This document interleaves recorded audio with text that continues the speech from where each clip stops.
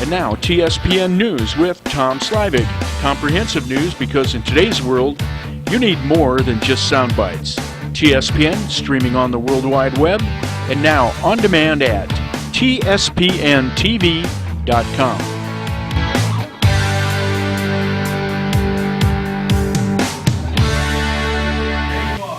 Hi everyone, Tom Slivick, and welcome to TSPN's News in Depth for today. And I have with me Neil Peacock. He's the planning director. And what else was that? What was your title? I'm technically the planner and program manager for the ACTC. Charles Field is our executive director. Okay. And I asked him to come on today because there seems to be a lot of noise in the blogosphere here in Amador County about the Pine Grove bypass. And I thought we'd bring a little clarity to that. And let's see. First of all, why don't we take a break and then we'll come back and we'll get into this. So stay with us right here on TSPN. You're watching Amador County's #1 news and sports leader, TSPN. Hi everyone, and welcome back. Tom Slivick with Neil Peacock. Neil's the one of the planning directors at ACTC, and you're also in charge of something else. What else? Well, I'm doing our regional transportation plan update, right? And I'm also managing the Pine Grove Corridor Improvement Project, okay, and helping out with various duties as a planner and program manager for the ACTC. Okay, well, we've had you on quite a number of times and talked about the Pine Grove bypass quite a number of times. It seems to be a topic that always can get confused, or people are always wondering where it's at a specific point in time, which is like this time. Why don't you give us a little bit of history about how the Pine Grove project? Let me. Before we get that, Amador County used to be in a group with Calaveras, Alpine, and Amador County, and we used to pool our funds. Correct? Why don't you tell us about that? How long that happened? Why that broke up?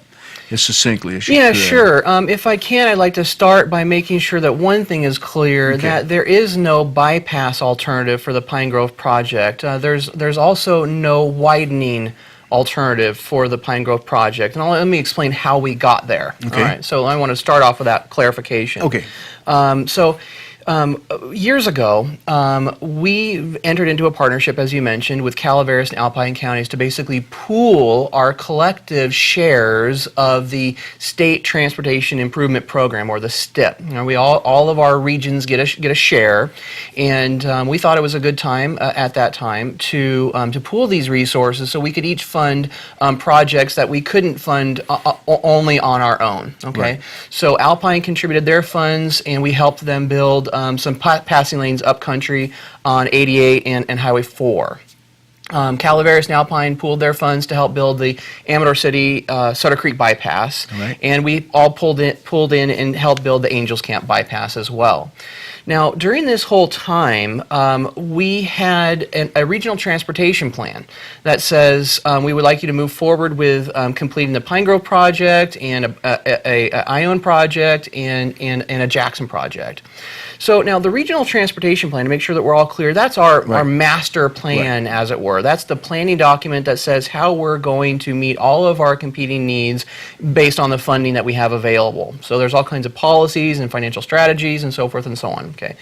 Now, during the years after adoption of our current 2004 regional transportation plan, we did a couple planning studies in Jackson and did some preliminary engineering on a project over in Ione. Now, at the same time, we began a project over in Pine Grove. Okay, now for various reasons, which we can get into if you'd like, the Ione and Jackson projects encountered some difficulties, while the Pine Grove project continued to proceed through environmental clearance. That's the stage of the process that we're in now.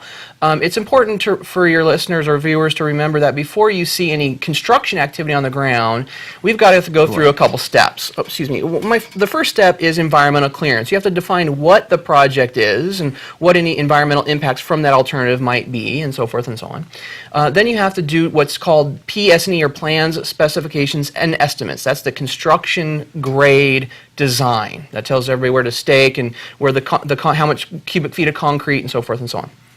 And then lastly, before you're ready to build, you have to acquire your right-of-way. So again, that's environmental, design, and right-of-way. All that has to be done before you can move on to construction. Okay. So as the Pine Grove project was being developed, and we're looking at bypasses and widenings, and in many of the presentations I've come on here before and given you, the issue of funding constraints was a hot topic. It is clear that we don't have as much funding as we did. Okay.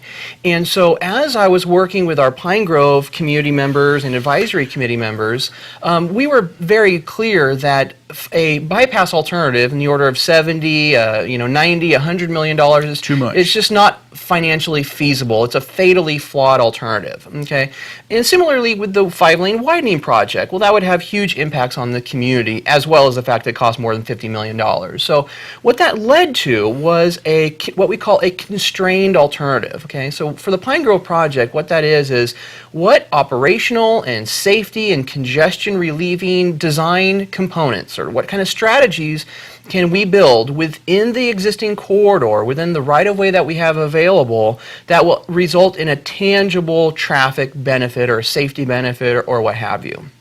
Okay, now that project is already significantly less than all these bypass and widening alternatives, but nonetheless, with a construction price tag of $30 million, it is itself still a challenge to fund, particularly given competing regional priorities. And in light of that fact, we're going through the Regional Transportation Plan update during this exact same time. So as I'm working with our stakeholders over in Pine Grove, I say, don't forget, everybody, we're going through this Regional Transportation Plan update, and we have to compare our competing priorities and really take a long, hard look at our financial strategies and competing priorities. Okay. Can I interrupt you here for a moment? The state had to look at this as well, Caltrans, and in particular, say with Pine Grove, because it said, well, this isn't a bypass, but what is this? And I believe ACTC came up and says, we're going to be improving traffic flow through there, so that's that.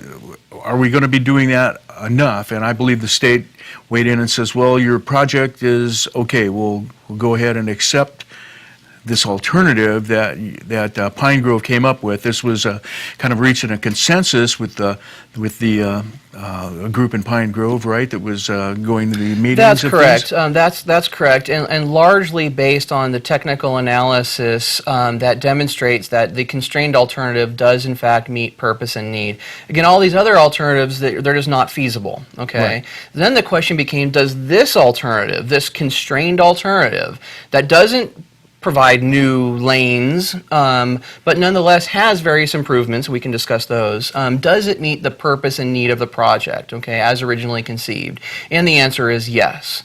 But that leaves the question of how to fund the project still a hanging question, okay, particularly in light of our competing regional priorities. So as we're going through the RTP update, the Regional Transportation Plan update, we have to not only weigh the costs and benefits of the Pine Grove project, but put it in context of all of the other needs that we have in Plymouth and Ione and Jackson and Martell, because there's not enough funds to do it all. Okay, so that's the Commission's job, and my job to advise them is the framework by which we set our priorities and make the difficult choices about how to allocate our limited funds to those competing priorities.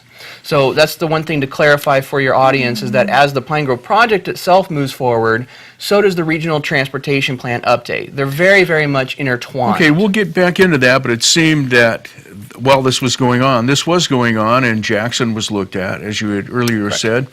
Ione was earlier looked at and basically said, well, these projects will, I don't know if putting on hold is the right word, or Jackson really didn't seem to have a consensus of what they wanted to build, where it would go, how much it would be, all of that sort of thing. And I'm sure there's a lot more to it than that. Quite a bit. I'm oversimplifying it, and I'm not quite sure what the reasons for in Ione. So Pine Grove became the project to move on. That's and correct. That's a simple way of putting when it. we come back, maybe we'll talk. Is that in jeopardy? And why don't we ask that question when we come back? So stay with us right here on TSPN.